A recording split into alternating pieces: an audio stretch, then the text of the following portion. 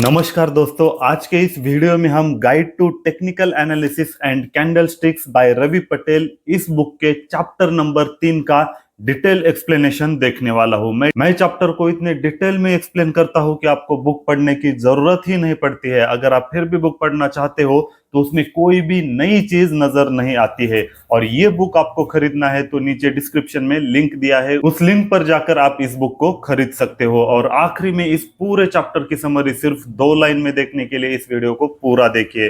तो चलिए आज के इस वीडियो की शुरुआत करते हैं। चैप्टर 3 का नाम है the basics of technical analysis, मतलब टेक्निकल एनालिसिस के बारे में बेसिक चीजें बताई है। ऑथर कहते हैं कि टेक्निकल एनालिसिस को शुरू करने से पहले आपको कुछ बेसिक चीजें पता होनी चाहिए।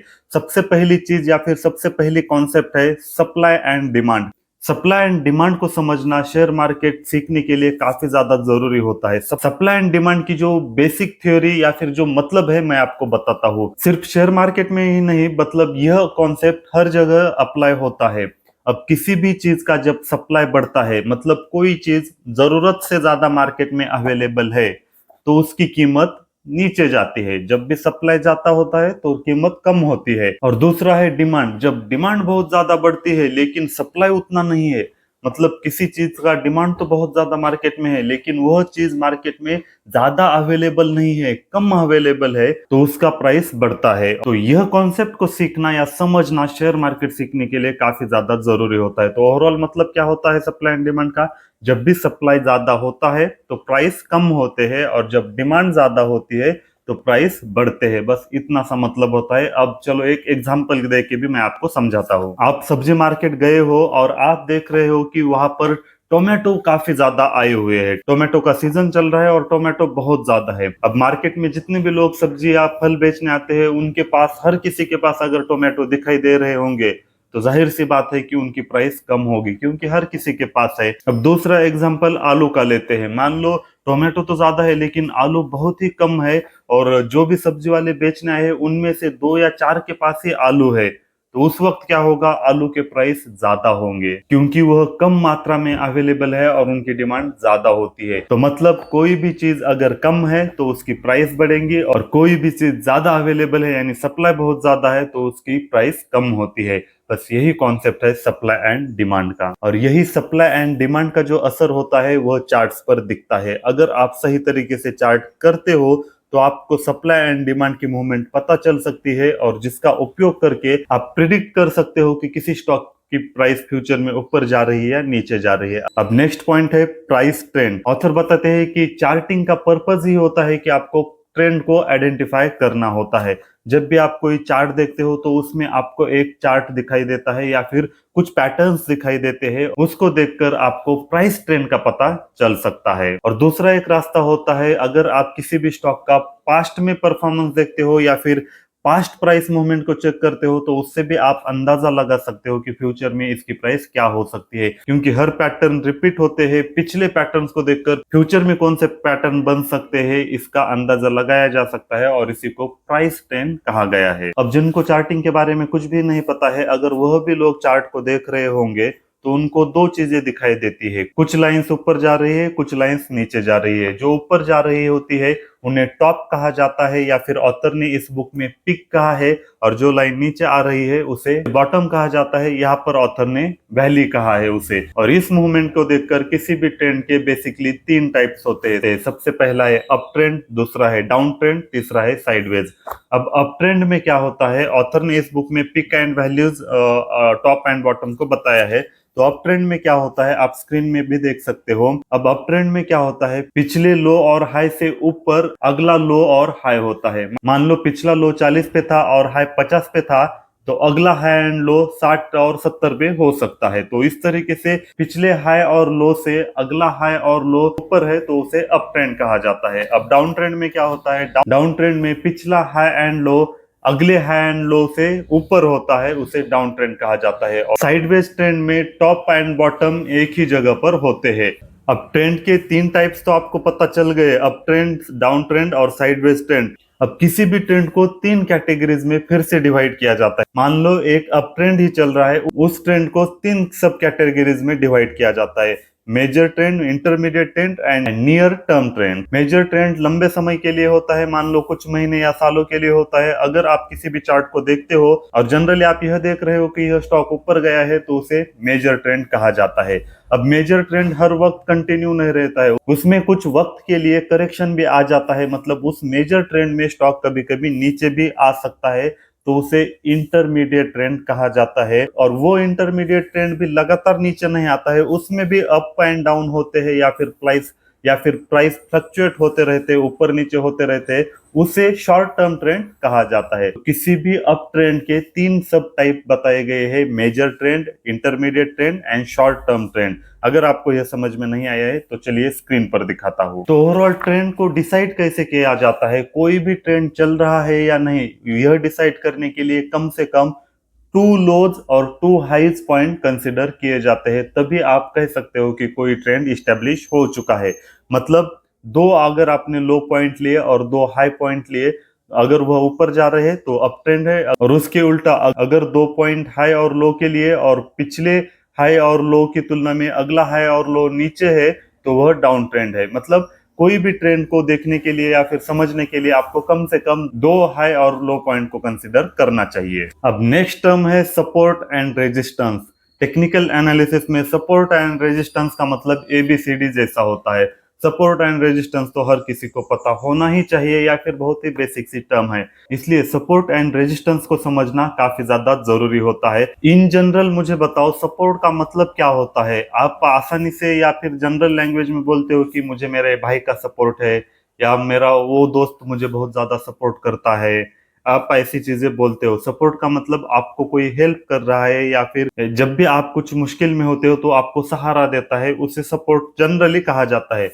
तो शेयर मार्केट की लैंग्वेज में सपोर्ट क्या होता है, जब भी कोई स्टॉक तेजी से नीचे गिर रहा है, बहुत ज्यादा तेजी से नीचे गिर रहा है, लेकिन उस वक्त एक ऐसी लेवल होती है या फिर एक ऐसी जगह होती है, उस पोजीशन पर स्टॉक स्टॉप होता है नीचे गिरने से, मतलब कुछ देर के लिए तो वहां पर रुकता है, और बहुत बार उस सपोर्ट से वह स्टॉक ऊपर भी बढ़ने लगता है। मतलब तेजी से गिरने के लिए जो चीज स्टॉक को रोकती है उसे ही सपोर्ट कहा जाता है। बस इतना आसान सा मतलब आप ध्यान में रखिए। तो सपोर्ट के पीछे लॉजिक क्या है, जब भी कोई स्टॉक गिरता है तो इसका मतलब है कि सप्लाई बहुत ज्यादा हो गया है और डिमांड कम हो रही है, तो उसके प्राइस नीचे नीचे जा रहे होते हैं, इसलिए स्टॉक गिरता है। एक लेवल पर जब वो सपोर्ट लेवल पर आ जाता है तब लोगों को ऐसे लगता है कि स्टॉक की प्राइस तो बहुत ज्यादा कम हो गई है, अभी तो खरीदना चाहिए, या फिर उस पॉइंट पर अचानक से डिमांड बढ़ती है, डिमांड बढ़ने की वजह से फिर से स्टॉक की प्राइस धीरे धीरे ऊपर जाती है, इसे ही सपोर्ट कहा जाता है। मैंने बहुत ही आसान भाषा में बताने की कोशिश की है, अगर फिर भी आपको समझ में नहीं आया तो इसके ऊपर मैं अलग से वीडियो बनाने वाला हूँ हमारे 1000 डेज चैलेंज में। अगर इसमें समझ में नहीं आया तो वो भी वीडियो देखिए। तो चलिए अब रेजिस्टेंस को समझते हैं। अब रेजिस्टेंस सपोर्ट के अपोजिट होता है या फिर उल्टा होता है। जैसे मैंने पहला एग्जांपल दिया था, जैसे आपके पास कुछ लोग सपोर्ट करने के लिए होते हैं तो कुछ लोग अपोज करने के लिए भी होते हैं। जैसे आप हर बार कहते हो कि वो दोस्त मुझे हमेशा अपोज करता है, वो मुझे हमेशा प्रॉब्लम करता है, ऐसा आपने कई बार एक्सपीरियंस किया हो, या फिर आप जनरली बोलते बोलते ऐसा बोल जाते हो। तो ठीक उसी तरह जो स्टॉक बढ़ता है उसे जो चीज अपोज करती है उसे रेजिस्टेंस कहा जाता है। मतलब कोई स्टॉक बहुत ज्यादा तेजी से बढ़ रहा है, एक लिमिट तक बढ़ने के बाद एक पॉइंट या पोजीशन ऐसी आती है जहां से वो स्टॉक ऊपर नहीं जा रहा होता है, कोई चीज उसे रोक देती है, उसे ही रेजिस्टेंस कहा जाता है। वहां पर स्टॉक रुक जाता है, और कई बार ऐसा होता है कि वहां से स्टॉक नीचे भी आ सकता है क्योंकि वहां पर उसे अपोज किया गया है या फिर किसी ने उसे रोक दिया है, उसे रेजिस्टेंस कहा जाता है। और कोई भी स्टॉक का चार्ट उठा के देखोगे तो आपको सपोर्ट एंड रेजिस्टेंस के लेवल आसानी से दिखाई देते हैं, क्योंकि बार बार उसी पोजीशन पर उनका बिहेवियर या पैटर्न वही होता है, इसलिए आप आसानी से उन्हें देख सकते हो। तो अब रेजिस्टेंस के पीछे लॉजिक क्या है। काफी सारे लोगों को ऐसे लगता है कि कोई स्टॉक बहुत ज्यादा तेजी से ऊपर आ गया है, इस पॉइंट पर काफी सारे लोग सोचते हैं कि सप्लाई बहुत ज्यादा हो गया है, सप्लाई ज्यादा हो गया है तो डिमांड कम हो गई है, डिमांड कम हो जाती है तो प्राइस नीचे गिर जाते हैं। ठीक उसी तरह उस पॉइंट से प्राइस नीचे नीचे जाते हैं, इसलिए सप्लाई ज्यादा होने की वजह से डिमांड कम हो जाता है, वह स्टॉक नीचे नीचे गिरता है। फिर नीचे नीचे जैसे आता है उसे नीचे एक सपोर्ट लेवल दिखता है, फिर सपोर्ट लेवल से ऊपर जाके फिर रेजिस्टेंस पर जाता है। यह पैटर्न कंटिन्यू होता ही रहता है। तो मैंने बहुत ही आसान भाषा में आपको सपोर्ट एंड रेजिस्टेंस की कॉन्सेप्ट समझाई है। आई होप आपको समझ में आ गया होगा। अब एक पॉइंट कंसिडर करने की ज्यादा जरूरत है, सपोर्ट एंड रेजिस्टेंस इंटरचेंजेबल होते हैं। मान लो एग्जांपल के लिए देखो, इस स्क्रीन पर देखो, मान लो कोई स्टॉक 100 रुपए पे अभी ट्रेड कर रहा है, 100 रुपए पे उसका सपोर्ट है, ऐसा आप कह सकते हो। 120 पर उसका रेजिस्टेंस है और 140 के ऊपर फिर एक रेजिस्टेंस है। आपने यह 3 पॉइंट मैंने यहाँ पर ड्रॉ किए हैं। अब जैसे ही सपोर्ट से स्टॉक ऊपर जा रहा है 120 पर, तो वह उसका रेजिस्टेंस हो गया है। जैसे ही कोई स्टॉक 120 की लेवल को क्रॉस करके 140 की तरफ बढ़ रहा है होता है, तब जो 120 का रेजिस्टेंस होता है वह सपोर्ट बन जाता है। मतलब कोई भी स्टॉक रेजिस्टेंस लेवल क्रॉस करने के बाद वह रेजिस्टेंस लेवल सपोर्ट बनती है, और कोई भी स्टॉक अगर सपोर्ट लेवल क्रॉस करता है, सपोर्ट लेवल के नीचे आता है, तो ऊपर जाने के लिए वही लाइन रेजिस्टेंस बन जाती है। मतलब सपोर्ट एंड रेजिस्टेंस इंटरचेंजेबल होते हैं। स्टॉक किस पोजीशन पर है उसके ऊपर से डिसाइड किया जाता है कि यह सपोर्ट है या रेजिस्टेंस है। स्टॉक के नीचे जो लाइन होती है, बार बार जहां पर स्टॉक रुक जाता है, उसे सपोर्ट कहा जाता है, और स्टॉक के ऊपर जो लाइन होती है उसे रेजिस्टेंस कहा जाता है। जब भी स्टॉक ऊपर की रेजिस्टेंस लाइन को क्रॉस कर जाता है तो वह लाइन सपोर्ट बन जाती है। तो आई होप दोस्तों यह पूरा कॉन्सेप्ट आपकी समझ में आ गया होगा। यह कॉन्सेप्ट को समझना काफी ज्यादा जरूरी है, क्योंकि support and resistance share market में टेक्निकल एनालिसिस में ABCD जैसा है। अगर आपको नहीं समझ में आया है तो फिर से वीडियो को देखिए, लेकिन यह कॉन्सेप्ट समझना बहुत ज्यादा जरूरी है। तो दोस्तों अब मैंने कॉन्सेप्ट तो समझाई है, अब यहाँ पर ऑथर ने एग्जांपल दिए हैं, वही एग्जांपल हम लोग देखते हैं। तो जैसा मैंने अब तक आपको समझाया है, आप इस स्क्रीनशॉट में देखते हो, ऑथर ने वही चीज ग्राफिकली समझाई है। अगर आपने अब तक का पॉइंट समझ लिया है तो आपको यह डायग्राम या फिर यह चार्ट काफी आसानी से समझ सकते हो। जो भी मैंने चीजें बताई है वही इस चार्ट में दी है। जैसे इस चार्ट में देखिए, पहले जो नीचे वाला जो सपोर्ट है 7600 पे और 8200 पे पहला रेजिस्टेंस है। जैसे ही स्टॉक 8200 के लेवल को क्रॉस करके ऊपर जाता है, तब वही लाइन रेजिस्टेंस की जगह सपोर्ट बन जाती है। अगला रेजिस्टेंस आता है 9200 के ऊपर। तो मतलब सपोर्ट एंड रेजिस्टेंस इंटरचेंजेबल होते हैं। स्टॉक के नीचे कोई लाइन है तो उसे सपोर्ट कहा जाता है, ऊपर है तो रेजिस्टेंस कहा जाता है। बस इतनी सी छोटी सी चीज ध्यान में रखिए, सपोर्ट एंड रेजिस्टेंस आसानी से आपको समझ जाएगा। और सपोर्ट एंड रेजिस्टेंस कैसे वर्क करते हैं, इसके पीछे क्या लॉजिक होता है, यह भी चीज मैंने आपको समझाई है। तो आई होप दोस्तों आपको यह सपोर्ट एंड रेजिस्टेंस का कॉन्सेप्ट अच्छे से समझ में आ गया होगा। आगे ऑथर ने एक इंपॉर्टेंट पॉइंट बताया है कि कोई भी स्टॉक अगर किसी रेंज में बहुत ज्यादा लंबे समय के लिए ट्रेड कर रहा है और उससे वह बाहर निकलता है तो वह बड़ा ब्रेकआउट होता है। तो मतलब मान लो कोई एक स्टॉक 120 और 130 के सपोर्ट एंड रेजिस्टेंस के बीच में पिछले एक साल से चल रहा था, लेकिन एक साल के बाद वह 130 का रेजिस्टेंस लेवल क्रॉस करने वाला है, तो वह काफी बड़ा ब्रेकआउट हो सकता है। लेकिन अगर कोई स्टॉक मान लो 120 और 130 के सपोर्ट एंड रेजिस्टेंस के बीच में पिछले एक हफ्तों से ही ट्रेड कर रहा था और एक हफ्ते बाद ही वह 130 के ऊपर जा रहा है या फिर ब्रेकआउट दिया है, तो वह ब्रेकआउट काफी बड़ा नहीं हो सकता। मतलब छोटा सा ही ब्रेकआउट होता है, आप वहां पर काफी बड़ा प्रॉफिट नहीं कमा सकते हो, ऐसा ऑथर का कहना है। तो इस पॉइंट में ऑथर क्या बता रहे हैं, जितना ज्यादा कंसोलिडेशन होता है या फिर जितने लंबे समय के लिए स्टॉक किसी रेंज में ट्रेड कर रहा है और फिर वह ब्रेक करता है, तो वह बड़ा ब्रेकआउट होता है। अगर कोई स्टॉक बहुत ही कम समय के लिए उस रेंज में ट्रेड कर रहा था और वह ब्रेकआउट देता है, तो वह ज्यादा बड़ा ब्रेकआउट नहीं होता, या फिर आप उसे फेक ब्रेकआउट भी कह सकते हो। अब नेक्स्ट पॉइंट है वैल्यूम। वैल्यूम काफी ज्यादा इंपॉर्टेंट माना जाता है। कोई भी अगर स्टॉक उठा के देखते हो तो उसके नीचे आपको वैल्यूम दिखाई देता है। वैल्यूम का मतलब होता है कितने शेयर्स खरीदे बेचे गए, उसे वैल्यूम कहा जाता है। मतलब मैंने 10 शेयर बेच दिए हैं और किसी ने 10 शेयर खरीदे, तो वैल्यूम कितना हो गया, 10 हो गया। लेकिन कई सारे लोग इसे ऐसा कंफ्यूजन कर लेते हैं कि अगर मैंने 10 बेचे हैं और किसी ने 10 शेयर खरीदे तो टोटल वैल्यूम 20 हो जाएगा। 20 नहीं होता है। तो बहुत ही आसान सी कॉन्सेप्ट है, आपकी समझ में आ गई होगी। तो अब वैल्यूम का इंपॉर्टेंस क्या होता है, तो जब भी किसी स्टॉक के प्राइस बढ़ते हैं और वैल्यूम भी बढ़ता है तो वो पॉजिटिव साइन माना जाता है।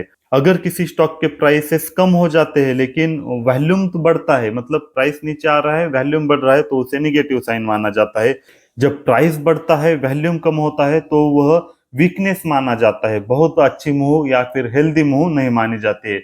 जब प्राइस नीचे जाते हैं और वॉल्यूम भी नीचे जा रहा है, दोनों भी गिर रहे हैं, तो वह भी पॉजिटिव साइन माना जाता है, क्योंकि अब ट्रेंड रिवर्सल हो गया है या फिर हो रहा है, यह आप इससे समझते हैं। तो वॉल्यूम को देखकर कोई ट्रेंड या ब्रेकआउट हेल्दी है या नहीं पता कर सकते हो, और कब ट्रेंड रिवर्स हो रहा है यह भी समझ सकते हो। तो वॉल्यूम पर ज्यादा फोकस करना चाहिए। अगला पॉइंट है ट्रेंड रिवर्सल। ट्रेंड रिवर्सल कब कहा जाता है? जैसे मान लो अप ट्रेंड चल रहा था, अगला हाई पिछले हाई से ऊपर ही बन रहे थे, लेकिन एक पोजीशन पर ऐसा होता है कि पिछले लो से अगला लो नीचे होता है, तब आप कह सकते हो कि अब ट्रेंड वीक हो गया है या फिर ट्रेंड रिवर्स हो रहा है। और उसी बीच अगर कोई स्टॉक सपोर्ट लेवल को भी पेनिट्रेट करके नीचे जाता है, तो आपको यकीन हो जाता है कि पिछले लो से भी अगला लो नीचे बन गया है और सपोर्ट लेवल को भी क्रॉस कर लिया है, तो इसका मतलब अब ट्रेंड रिवर्स हो चुका है। ये दो पॉइंट आपको कंसीडर करनी चाहिए। अगला पॉइंट है डाइवर्जेंस। डाइवर्जेंस कब बनते हैं? जब कोई इंडिकेटर ट्रेंड को फॉलो करने में फेल हो जाता है, तब डाइवर्जेंस होते हैं।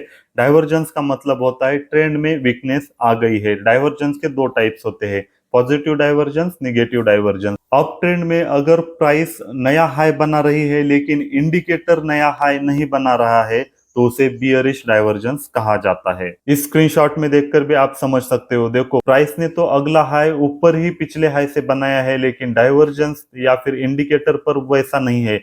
इंडिकेटर में पिछला हाई ऊपर दिखा रहा है, इस वजह से अगर प्राइस बढ़ रहा है लेकिन इंडिकेटर में वह नहीं शो हो रहा है, तो इसका मतलब है वह बियरिश डाइवर्जेंस है। अगला है, अगर डाउन ट्रेंड में प्राइस नीचे जा रही है या फिर नया लो बना रही है लेकिन इंडिकेटर नया लो नहीं बना रहा है, तो उसे बुलिश डाइवर्जेंस कहा जाता है। जब भी आप किसी चार्ट में पॉजिटिव डाइवर्जेंस देख जाते हो प्राइस और इंडिकेटर के बीच में, तब पॉजिटिव ब्रेकआउट आता है। अगर आप चार्ट पे निगेटिव डाइवर्जेंस को स्पॉट करते हो, तो उस वक्त निगेटिव ब्रेकडाउन होता है।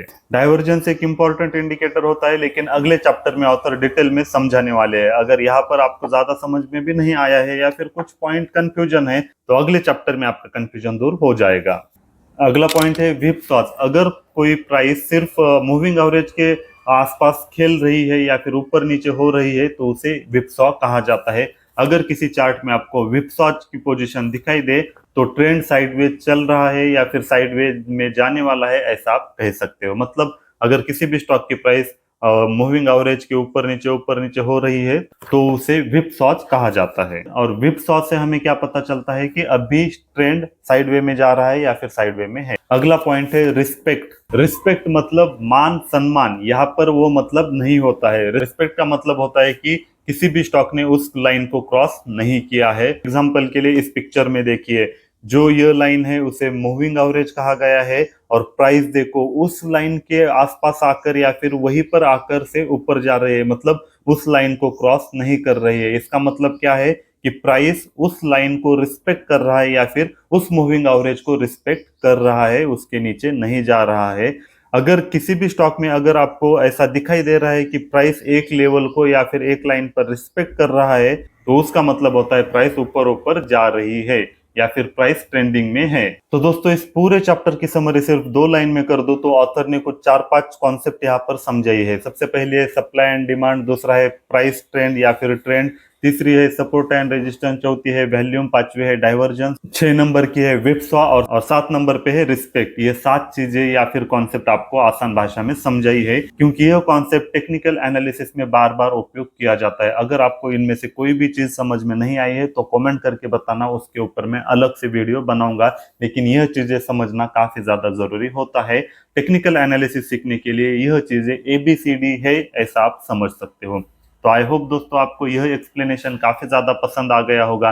मैं फिर से बता रहा हूँ, मेरे वीडियो उन लोगों के साथ शेयर करते रहिए जिन लोगों को इंग्लिश पढ़ने में प्रॉब्लम आती है या फिर शेयर मार्केट सीखना मतलब काफी ज्यादा टेक्निकल नॉलेज होता है जो हम समझ नहीं सकते हैं। तो ऐसे लोगों के पास मेरे वीडियो शेयर कीजिए, क्योंकि मेरे वीडियो 10 साल का बच्चा भी समझ सकता है और 80 साल का बुजुर्ग भी समझ सकता है। इतनी आसान भाषा में मैं बताता हूँ।